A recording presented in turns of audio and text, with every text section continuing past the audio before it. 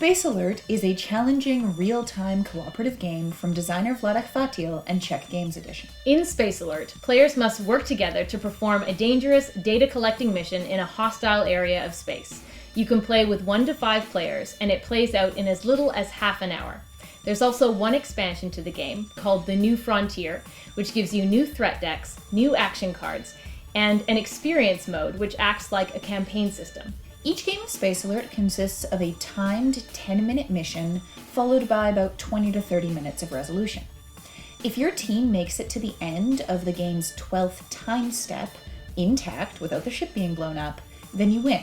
Now you can tally your score for the game and see how your performance in this mission compares against past ones. Players begin by choosing one mission track off the game CD. Then they set up the main board with the threat decks. Each player then chooses an action board and a crew token, which goes on the main board in the bridge area. Then each player draws 5 cards for each of the 3 phases of the mission and places them face down on their action board. When the players start the CD track, the action round begins. Now you're going to plan your actions by playing action cards face down in each of the action board's 12 action slots. You can talk to other players about what actions you're planning, and you may also be able to draw more action cards or give cards to other players if the computer announces incoming data or a data transfer. During the first phase, players draw from their first set of 5 action cards to fill their first 3 action spaces on their personal board. Each card has a movement half and an action half. Depending on which side you choose to place face up, that will be the active half. So if you choose the movement side, you're going to move 1 sector left or right, depending on the card's arrow, or use a striped gravel lift arrow to move up and down between levels. Actions are marked with letters or special symbols and are going to vary depending on the sector of the ship that you're in. The A action fires a weapon at your section, using the listed range, attack value, and target sector. The B action charges up the shield, so their listed capacity, or charges up a reactor by drawing power out of the main core or out of a fuel cylinder. Energy is tracked using the green cubes. Energy is needed to keep your shields active and to fire pretty much any weapon. Now, C actions are station specific. They might let you maintain the computer, launch a missile, activate battle bots or interceptors, or do a visual confirmation of the area, which can score you extra points at the end of the game. The BattleBot action allows you to attack internal threats with your BattleBots or external threats with your interceptors. Each player also has 1 heroic action card, which allows you to add a special bonus to your action. Now, once the recording announces the end of a phase, then the cards in the slots assigned to that phase are locked in place, and you're going to draw the next set of cards into your hand and start programming the next phase's slots. While you're planning, the computer will announce incoming threats along with their trajectory path and their arrival time. Once this happens, the top card of the appropriate threat deck is turned over so everyone can see the threat that's approaching. You will have to adjust your strategy and change your plans depending on which threats are incoming. Now, when the computer announces the end of the mission, it's time for the resolution phase.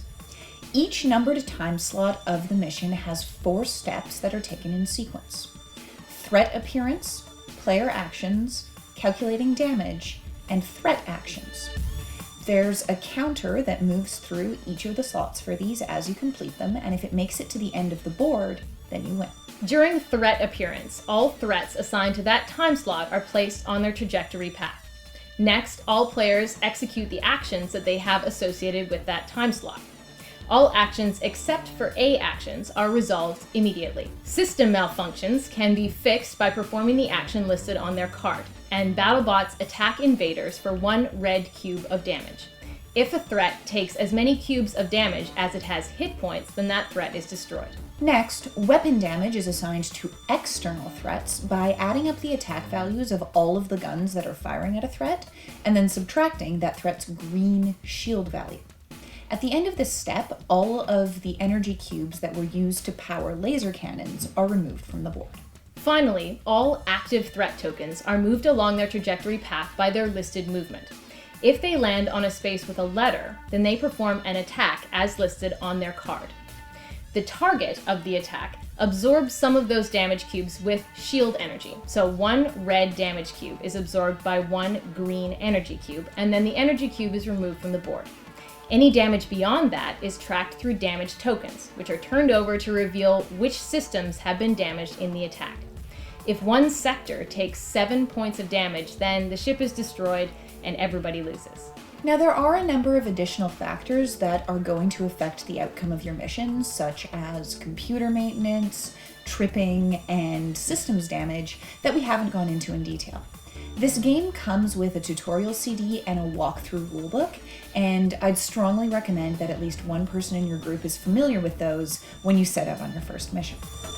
So a big pro for this game is that even though it is so complex, it's really fast to set up and it's very quick to play. Playing time is really short given the amount of complexity here. It's also very fast paced, you're going to be moving really, really quickly, it's high energy. It's also very, very difficult, which is great for a cooperative game. You've got to work really well together, communicate well, and that's fantastic. I love cooperative games that are difficult to win. However, this does lead to a con for some people. It is very high stress because it's so fast-paced and so difficult. It's a very tense game, and that's not for everyone. Another potential con for Space Alert is that it's very fiddly. There are a lot of things that you've got to keep track, both mentally and on the board when you're moving things around and planning. And it means that it's actually possible to lose because of bad bookkeeping rather than bad strategy, which some people might find a little bit frustrating. That being said, even if you do lose, you're going to have a great time because the theme and the story of this game is so engaging.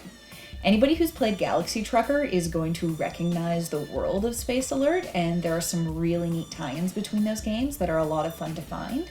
It also incorporates its theme into its rulebook, its components, and everything that happens, and that combined with the real-time aspect of it means you get really, really absorbed in the gameplay.